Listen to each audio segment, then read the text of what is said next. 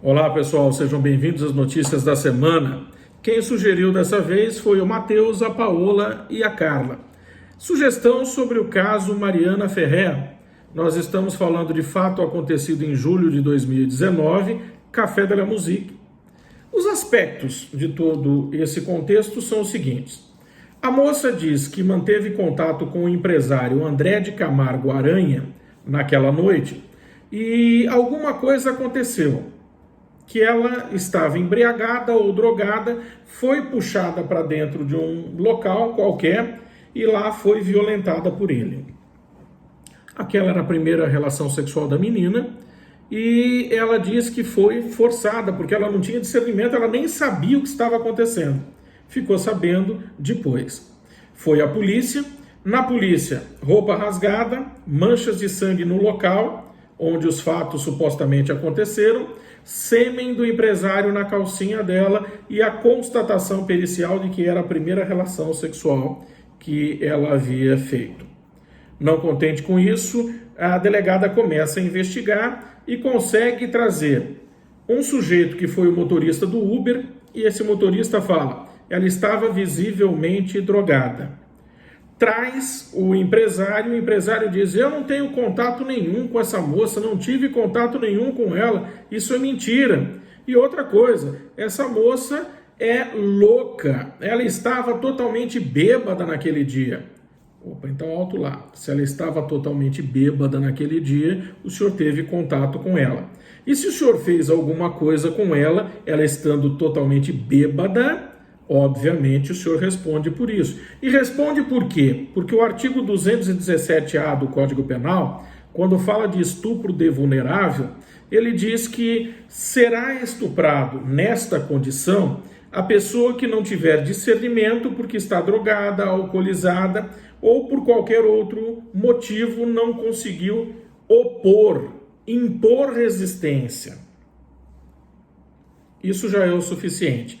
STJ e STF, por sua vez, dizem o seguinte: se eu tiver a palavra da vítima, a palavra do acusado, contraditórias, mas tiver um indício de que houve a violência, é o suficiente para condenação. E isso é assim no país inteiro. Portanto, não há de se estranhar, não é condição que se estranhe a condenação do sujeito por estupro de vulnerável, no caso vertente.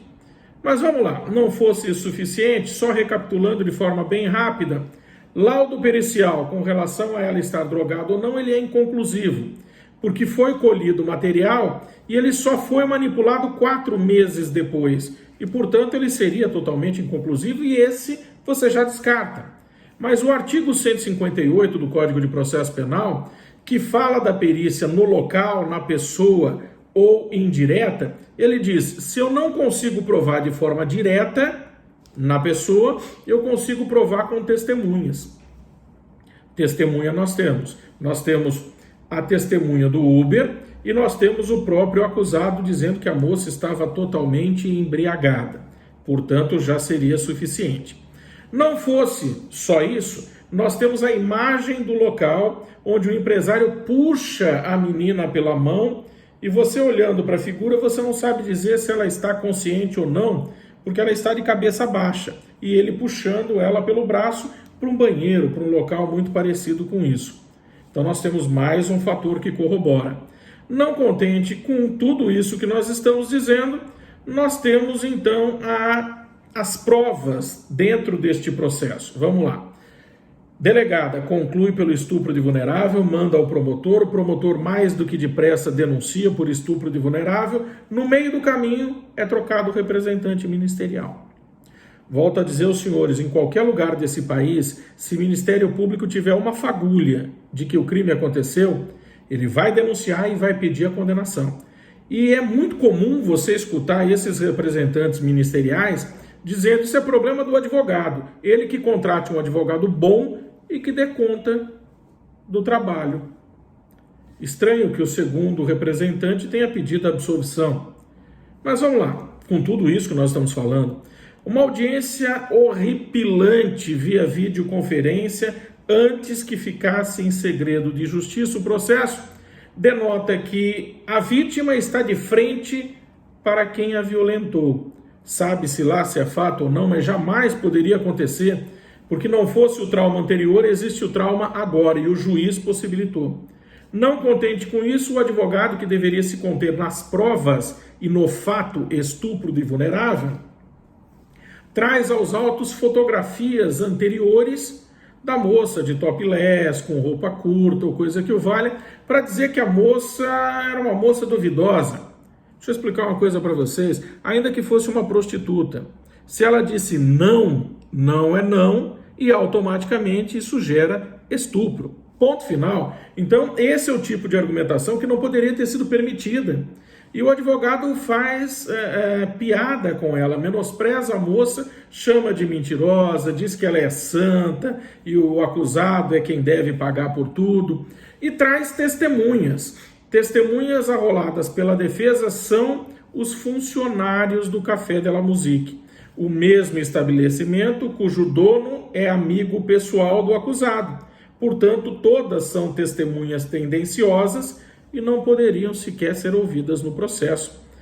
Não fosse suficiente, tem supostamente uma outra prova que diz que ela passou antes em outro bar para depois ir para casa. Ora, mas ninguém disse se ela passou para pedir ajuda, se ela passou pedindo socorro ou alguma coisa que o valha. E ninguém está discutindo isso, aonde ela foi antes, durante ou depois. O empresário já disse, ela estava totalmente bêbada. O motorista do Uber, a moça está drogada. Eu tenho sêmen do empresário, rompimento do ímen da moça, roupa rasgada e sangue no local. Já seria suficiente para uma condenação para qualquer caso. Neste, o juiz que permitiu todo esse circo achou que não. Papel do juiz, o artigo 155 do Código de Processo, diz que ele é livre para chegar às suas conclusões.